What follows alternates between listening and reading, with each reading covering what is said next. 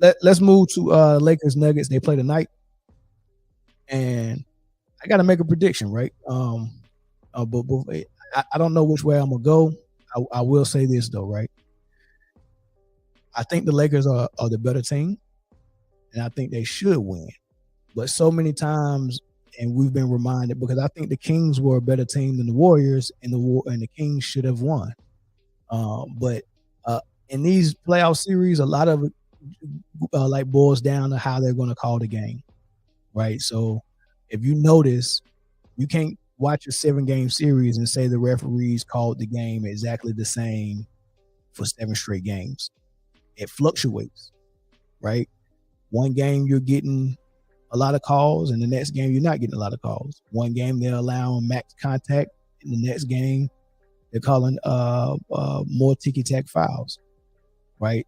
So the question is, what is influencing the changes in how they call it? And what I've noticed this year in the playoffs is that Nikola Jokic, number one, he has never got the type of pressure and physicality in this playoffs that I've seen players like Joel Embiid or Kevin Durant get, right? And either that's because he's been playing against people who can't play like that, like DeAndre Ayton and who they play in the first round, Minnesota, Karl Anthony Towns, Rudy Gobert, right? Maybe they can't play like that, or the way they're calling the game, they won't allow you to play that like that. And I'll let you figure that out for yourself by watching the game, but keep your eye on the physicality on Jokic and what they allow and what the whistle, how quick that whistle comes when you're physical with them. Now, there is a blueprint on how to be physical with Jokic, and the Warriors showed that last year when they gentlemen sweep them. Watch how Draymond Green guarded Jokic. So the question that I want to pose to you is, if the Lakers, and I know they are, because LeBron is on that side and Darvin Ham appears to be a coach that can come up with a game plan and the defensive game plan for players, because they did it for Steph and Clay in the last series. So I'm pretty sure they're paying attention to how they guarded Jokic last year. Do they have a player that can do what Draymond did last year to Jokic? And I think they do. And somebody laughed at me when I said this, but I think Rui Hachimura is a good defender. He's definitely a good shot blocker.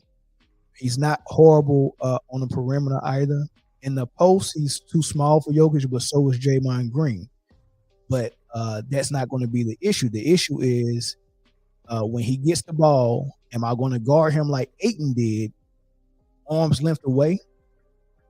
Or am I going to do like Draymond Green did and get all the way under him, the way the Boston Celtics did Kevin Durant last year and the way Draymond did Jokic last year? Am I going to get all the way under him and bother him? No one has done that yet. Everyone's been guarding Jokic fair. And you can't do that against a player that's that good. You can't guard him fair. You have to guard him unfair. Take your advantages whenever you can take your advantages. And if you look at how Boston guarded Joel Embiid, they wasn't guarding him saying, we just go guard you fair and square. No, you got to cheat a little bit, not cheat, but just, you got to see how far the referees are going to let you go. How physical are you going to let me get with this guy? Right? And you have to get all the way under him every time he gets the ball. And wherever he's going, you got to be locked in on him, shoulder to shoulder, everywhere. You cannot leave him. He set a screen. I heard Kevin Garnett say today, man, how I would guard Jokic, when Jokic set a screen, I'm going to be so close to him, we both setting the screen together. Right? Give him no airspace, irritate him, agitate him, get physical with him. And then when he's guarding you, as soon as the ball come off the rim, you got to be in a dead sprint to the other side. So what you want Jokic to do is exert so much energy playing against physical defense, shoulder checks, hand checks, pushes. I'm throwing three defenders at him. They all probably going to get 4 or 5 fouls. You get what I'm saying? Like I'm throwing an agitator at him for a whole quarter, all of that stuff, right? And then on the other end, we sprinting. He's going to have to play so much defense and so much sprint, right? And that's what I'm doing to him. And you might not see the effects of that to game 3, but you will see the effects of it at some point, right? That's what I'm doing to Jokic. That's what I think the Lakers are going to do. They're going to use Rui Hachimura. They're not going to use AD as much as you think, right? However, AD will be the biggest guy on the court, so that means he's going to have to guard AD. So AD will be the one who's doing the sprinting.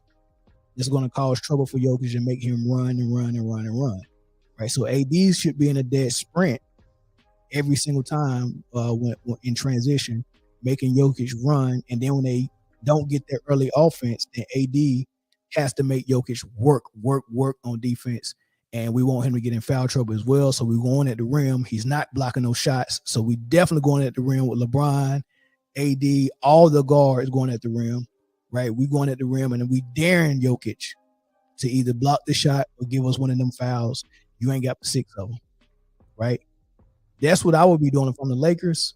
And if the referees don't interfere and getting in the way of that, I think it's going to be a tough series for Jokic, and I think the Lakers will win, right? So that's my prediction. They're in Denver for the first game. I don't think the Lakers will get both games. I do think they get one of them. It may or may not be this game. You know, they came out and jumped and got game 1 against the Warriors. So I know they want to be a little bit stingy and get both of them. But if they don't get this one, they still got one more shot to get it. But it'll be better if they get this one. So they come out with that really good game plan tonight. It might take Denver into next game to adjust to it.